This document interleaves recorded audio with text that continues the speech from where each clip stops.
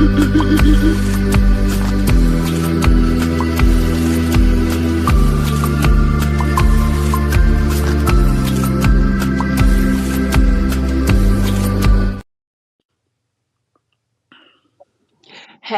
hello, everyone. Good Hello, morning, good everyone. afternoon, and good evening according to your time zone. So, ladies, how are you all doing today?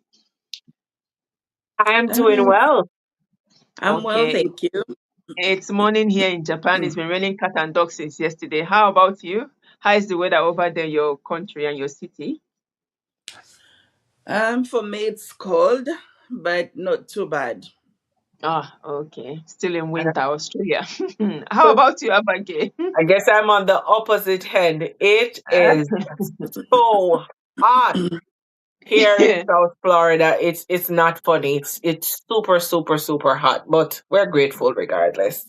Oh, okay. Thank God. Thank you so much. So today's conversation is a very real one because many of us did not start looking for something different simply because we wanted another business. Life put us in a position where we began asking different questions. And we started asking how we want to spend the next 5, 10 to 20 years. We realized that working harder is not only the way forward. If our job changes, what will happen, and also what will happen when we want more control over our time.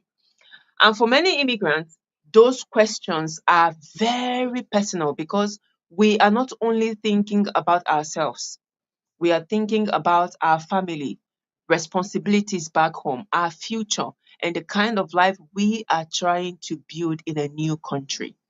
So today we are talking about turning our pain into power the moment we decided to build different.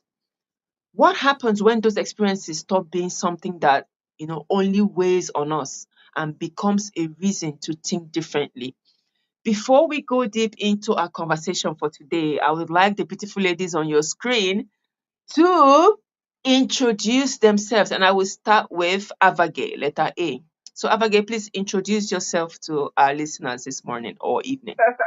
You said letter A. That's what happens when you are at the beginning of the alphabet, right? Good morning, good afternoon, good evening, good night to our viewers. My name is Abigail. If you are seeing me for the first time, I'm an HR practitioner and I do this business alongside my husband, Jardine. We are Jamaicans living in South Florida and we are proud digital business owners. Thank you. Thank you so much, Blessing. Oh, thank you so much for having you here again today. And let's go to letter J. Joanne, please, can you introduce yourself to our viewers? Good evening, good morning, good afternoon from wherever you're watching us. My name is Joanne. I am a business mentor. I am a coach. I am a registered nurse by profession. I live in Australia, born in Uganda, and I'm a proud digital business owner. I tell you what, I wouldn't change anything for if I had another chance, I would still do this business again. So welcome, and we're happy to have you here.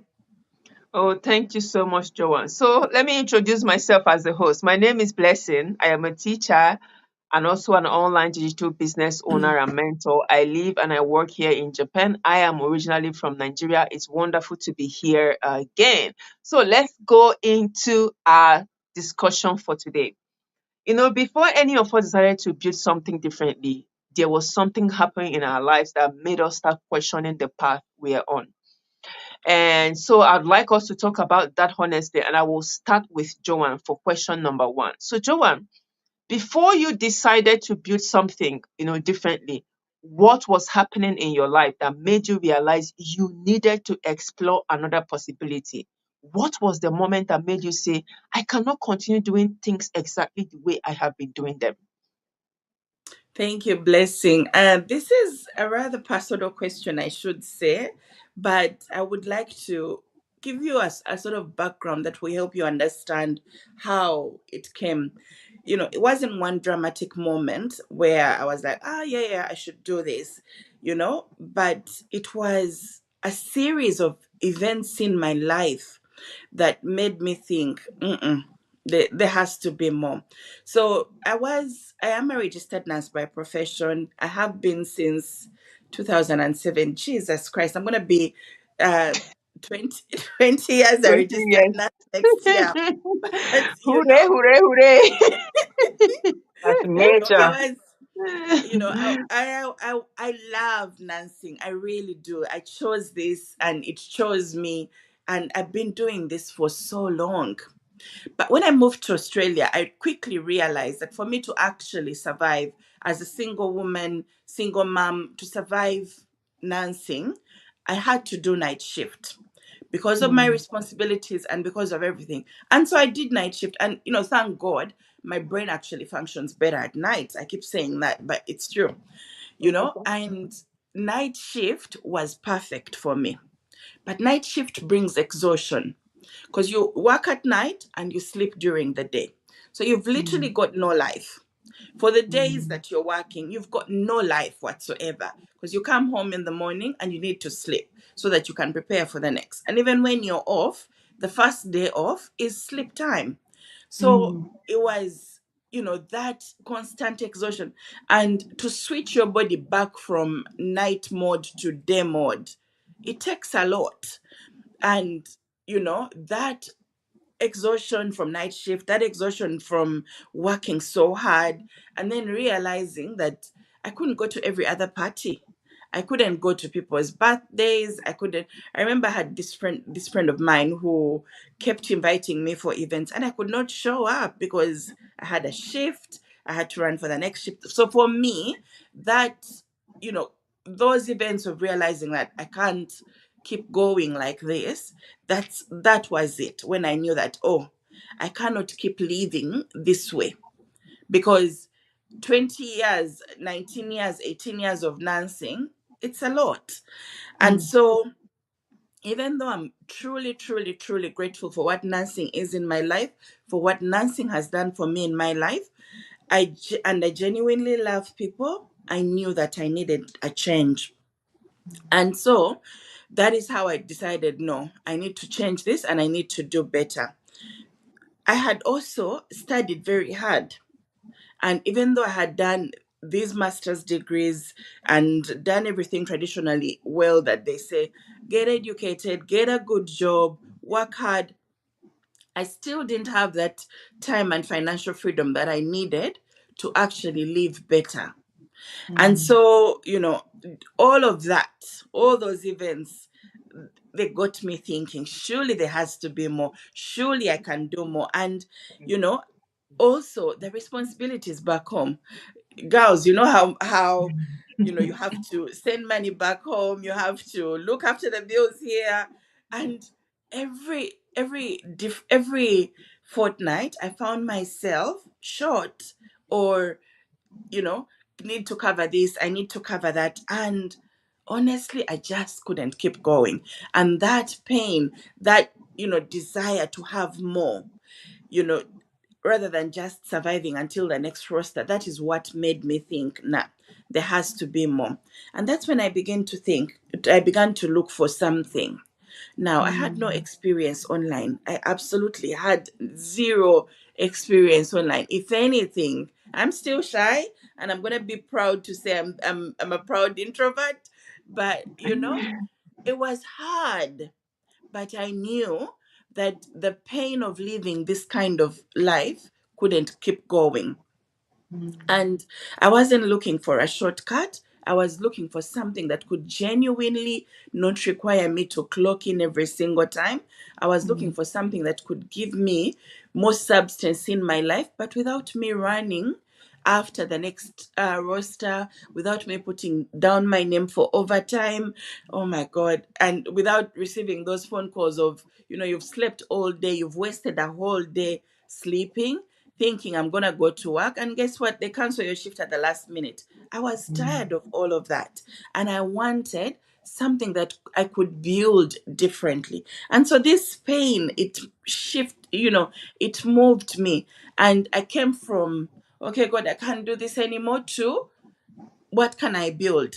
What else can I do? And that's when I started looking into the online space. And I tell you what, that was the turning point for me. And that is when I decided, nah, I gotta do something. And, instead of the pain keeping me stuck in the same loophole, I used the pain to build. Thank you, Mm. Blessing. Oh, thank you so much, Joanne. Thank you, thank you, thank you. I really appreciate your input this morning, because what you just said is the reality. Many of us experience this, but most times low key we just pretend as if, oh, it's normal. That's how life should be. And the truth is that sometimes the situation does not really change immediately. No. We change the question that we are asking. So as immigrants living abroad, you know the things you want for your life. You have to start asking yourself, is this where I'm going to remain in the next 5, 6, 7, Mm. 10, 15 years? How would success look like for me? How about my time freedom? How about my future? And you begin to see things differently, because we all here, we can really attest to that. We all discover that pain does not change our circumstances, but it changes the question that we start asking. So now let us go deeper into question number 2. And that question will be answered by me. And the question is, sometimes pain doesn't change our circumstances immediately, but it changes the question we start asking. What did your experience teach you about work, time, freedom, and your future that you didn't understand before? Hmm. For me, it's a long story, but I will cut it short. So first off, the goal was to come to Japan, get a job. Okay, I did that. Check. I got a teaching job. I started working. I was so in love with my job, but all of a sudden, it became so tedious. It became so tedious that I think for me personally, it wasn't tedious for me. I think what made it tedious was the environment I was working in. So you put in so much effort, you do so much, and you don't get appreciated, right?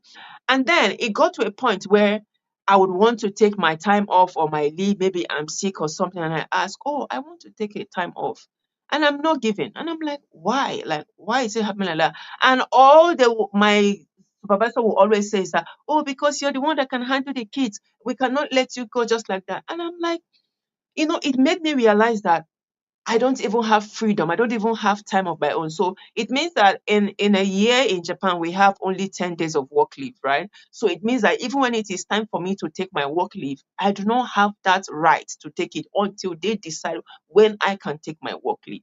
So that really took a toll on me, because I couldn't keep friendships. I couldn't keep relationships. I couldn't travel. I couldn't do, there are a lot of things that I couldn't do, all because I was working. Because most times we work from Monday. Sometimes you find them calling you in on Saturday. You find them calling you in on Sunday. And you're so choked that you don't even have time for your own personal self. And I told myself, I said, yes, I know I'm working for the money. Yes, I know, oh, I have plans, but will I continue living like this for the next 5 to 10 to 15 years? And the truth is that no, I couldn't, because it's really impacting my health. It got to a point that I even had to slump on the train before I started discovering, oh, I had underlying health challenges. Okay, then for me to have those times for me to go for medical checkup, to go for my checkup, I wasn't permitted to go until they decide. So it was a thing of I was just stuck in a place that I don't even have a say over myself, over my health, over my time. It was all about just come to work like a robot, get paid, and go home. And I told myself, no, I cannot continue this life like this. I came abroad for greener pastures, not for me to stay stuck, not for me to start having health challenges, not for me to be put like you don't have the right to do what you want to do the time you want to do it. I am an adult, right? And I told myself, no, I had to look for another way out. Because the truth is that depending on just this income stream that is going to just keep me so tied to my employer that I don't have right to when to rest and when not to rest, when to do things and when not to do things. I told myself, no, I need to find something else. And it was in that pain I found this business and I started building this business. I told myself that for all the 100% I gave to my 9 to 5, I was going to give that also to my business. So what I did was that I didn't have to quit my job. All I did was to run this business alongside my 9 to 5. So what I did was, instead of me complaining that, oh, I didn't have time for this, I didn't have time for that, all of those pain, I had to channel it into building something on the side that is in my name, that is going to stand the test of time. So that was how I was able to, just turn my pain my pain into power. And I'm really happy for where I am today because it's been God all the way. It's been God. Seriously, it's been God. And I thank God for everything. And now let's move further to our next question, because sometimes the biggest transformation happens before anyone else can see. It starts with a question you begin asking yourself. You begin to think, how will I make changes? When should I make changes? You start asking yourself questions that are very, very important. And once your thinking changes, you start seeing possibilities you could not see before. And that brings me to the third question. Avage, looking back, the goal was never simply to escape difficult situations, right? It was to Mhm. create more possibilities. How has this journey changed the way you think, work, and plan for your future? And what would you say to an immigrant who is currently experiencing the same pressure that once became your turning point? Ah, thank you. Thank you so much, Blessing. So for me, the biggest shift was realizing that building differently was not simply about how much money I earn. It was about changing how I thought about possibilities. Sometimes, and you spoke about pain earlier, sometimes pain forces us to confront, the gaps between the life we're living and the life we actually want to create. And I think that is where, for me, the transformation began. I always say, my husband and I, we work, we have our full-time jobs, and we were doing okay.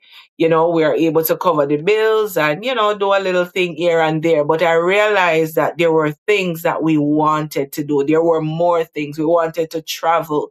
And then we had additional responsibilities in the form of caring for another human being. And if there's anyone who's had to care for a child, you know that the prices, the cost can go up like without a lot of effort. So we were good.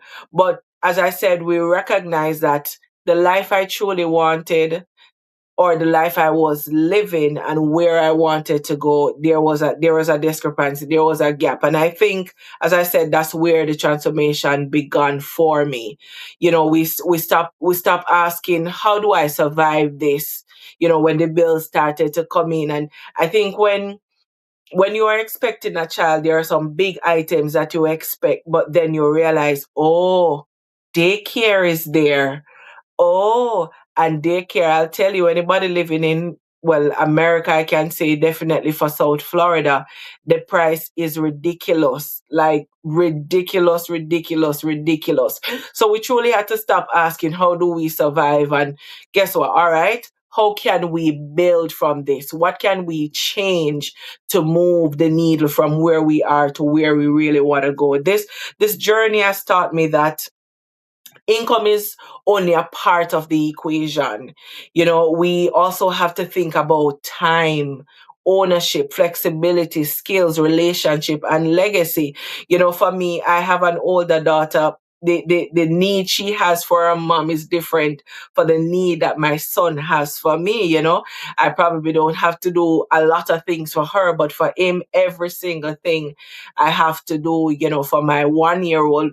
And the truth is, what is we have to really assess what is the value of working hard, because we are oftentimes told, work hard, you work hard and you'll get what you need. And guess what, I'm not disputing the fact that working hard is good, right? That is how, we get to where we are as it is now. We work hard, but we also recognize that if we truly never create more capacity to actually live, be present in our families, and to pursue the things that matter to us, does working hard make any sense? Does it? That's a question to ask.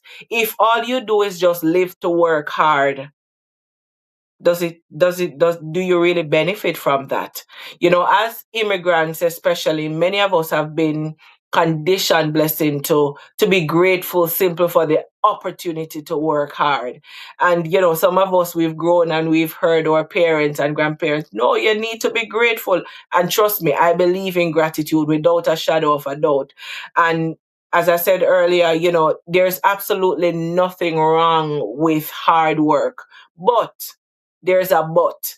At some point, we have to ask ourselves whether hard work alone is a strategy we want to carry into the next decade. For me, building differently means becoming more intentional, learning new skills, creating additional possibilities, and understanding that our current circumstances doesn't have to dictate our future circumstances. And to the immigrant who is currently experiencing that pressure, I would say don't ignore what the discomfort is trying to teach you. Your frustration may not mean that you have failed. It may be revealing what you have outgrown and your old way of thinking. You don't have to have everything figured out today, and that's just the truth. And we say that ever so often. But your turning point may just begin with one question: what could I start building today that my future self, that future Abigail, future Blessing, future Joanne, and your families can say, hey, thank you. That is something that I want. Each and every one of our viewers listen, whether or not you're an immigrant, what could you start building today that your future self and your family will thank you for? Thank you, Blessing. I think you're muted, Blessing. Can you hear me now? Yes. Okay, so thank you so much, Abigail. So the thing is that the thing we want people to take away today is that you have to ask yourself, what is the pain and how can you turn it into power instead of sitting down and complaining and feeling exhausted and tired? Because pain is not the power. What you choose to learn, what you choose to change and build because of that pain is where the power begins. Because sometimes the experience that exhausted you becomes the experience that wakes you up. Sometimes the questions you keep avoiding is the questions you actually need to answer. So if you're watching us today and something, in this conversation sounds familiar, I don't want you to dismiss it. Just pause, have a rethink and ask yourself, what is my current reality teaching me and what am I willing to do differently because of it? And before we end our live for today, ladies, please, I want you to give your final verdict before we end our live. So I'll start with Joanne. Thank you, Blessing. These are a bit personal but deep questions. And you may be out there and you've been asking these questions yourself, and you're thinking to yourself, surely there is more. Don't let that deter you from actually looking at what else could be better. So if you found our stories similar to what you're asking yourself, reach out, reach out, and let's talk about them. One of the things that I love about our business is that it opens you up to this service. It opens you up to serve people, to actually have these rather hard conversations that you wouldn't normally have. So reach out to us, and no pressure at all. We would love to answer. We would love to see with you what can work and what cannot work. But at least you would have given yourself the ability and the chance to look beyond the pain. And sometimes, once you have that option to actually look beyond the pain, that's when you see another way. That's when you see another way out. So, we will simply show you what we discovered and how our lives have changed. We would share with you how the online business works, and you decide for yourself if this is something you can do or you can't do. But we Mhm. are happy to help. Oh, thank you so much. So, Abigail, let's go. Thank you again, Blessing. I think the greatest takeaway from tonight for me, because even as we come to share, I try to learn something from you ladies, and seek to look at it, and even as I share with others, I share nonetheless. I think the greatest takeaway is that pain doesn't have to be the end of our story. Sometimes it becomes a place where we begin to see things differently. The experiences that stretched us, they disappointed us, or forced us to question our path can also become the experience that awakens us. Mm. We didn't build differently because we believe the traditional path was wrong. I think all of us here still have our full-time jobs. We build differently because we realize that one path doesn't have to be our only path. And perhaps that's the message for someone who is watching tonight. You may not be able to change everything about your current situation overnight, but you can change the questions you're asking, the skills you're developing, the relationships you're building, and the possibilities you're willing to explore. So don't waste your pain. Learn from it. Let it sharpen you. Let it stretch your vision, and then turn it into power.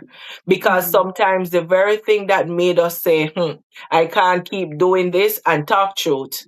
How many of you have been saying that to yourselves? I can't keep doing this. It will become the moment you finally say, I'm ready. I am ready to build something different. Thank you, Blessing. Thank you, ladies.